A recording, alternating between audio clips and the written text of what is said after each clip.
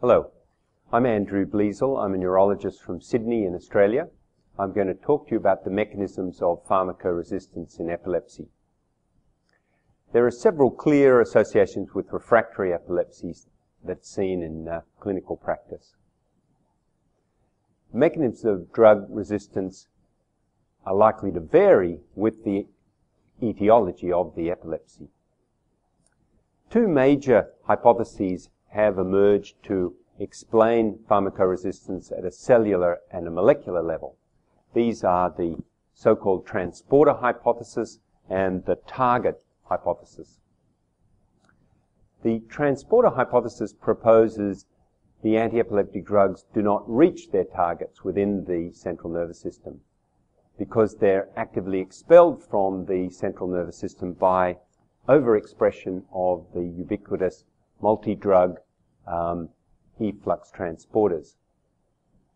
These ATP-binding cassette transmembrane proteins are located within the endothelial cells and the glial cells that make up the blood-brain barrier. Examination of brain specimens resected from patients with drug-resistant epilepsy who've undergone epilepsy surgery show upregulation of P-glycoproteins and other efflux transporters in capillaries and in the glial cells and neurons.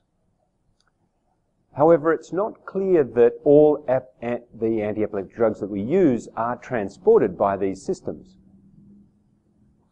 Attempts to show polymorphisms of the gene encoding one of them, the P-glycoprotein, that might be associated with a poor response to anti-epileptic drug therapy have not produced positive results in patient cohorts. There have been conflicting results. The target hypothesis proposes that there are alterations in the neuronal ion channel and neurotransmitter receptor targets that the anti-epileptic drugs react with.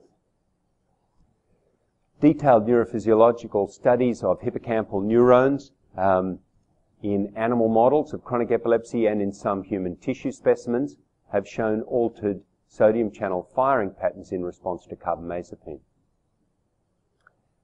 However, the results have not been reproduced for other commonly used anti-epileptic drugs using similar preparations. The results supporting the target hypothesis do not account for the clinical observation that patients are resistant to a whole range of drugs rather than one drug.